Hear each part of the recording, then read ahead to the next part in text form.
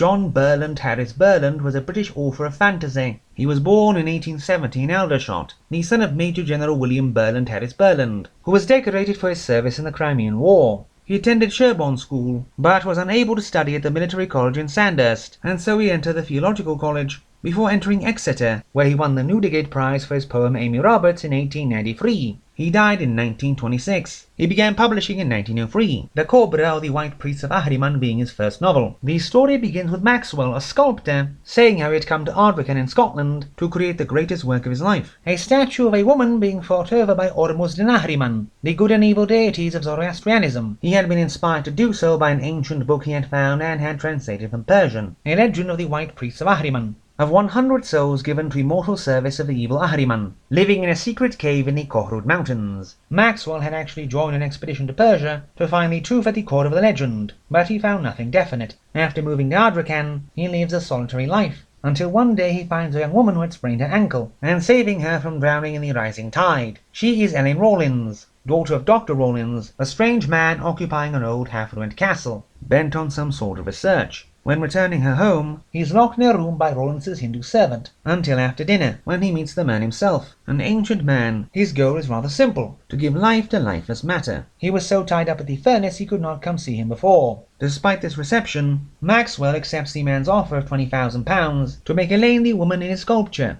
Elaine comes to sit for him, but at the same time, Maxwell hears of the evil reputation of Rawlins. He drives his tenants like slaves, is brutal and violent, and gleefully forces people into ruin and suicide. His only redeeming feature seems to be his love of Elaine. Maxwell also learns Elaine has no memory of her life until 3 years ago. Then his friend Fox Faversham arrives, at his invitation, after having spent 3 years in Spain, and when he sees the statue of Elaine he nearly faints. Elaine is not Elaine, but Alice Borradaile, a woman he had loved in Spain, and whom he saw put into her grave. Being invited to a dance Elaine had pleaded with Rawlins for, Faversham sees she is indeed her, though she has no memory of him. Later, when Elaine and Rawlins come to see the statue in Maxwell's studio, Faversham runs into the room covered in mud and dishevelled, and demands Maxwell help him force Elaine from Rawlins's side. Maxwell refuses to do so, and then wishes he hadn't. As he reads the manuscript that Faversham stole in Rawlins's library, he finds out Rawlins is really Dacobra, a man who had devoted his life since the age of 14 to being a terror and a horrible scourge to all those near him, all in order to receive the gift of the White Priests,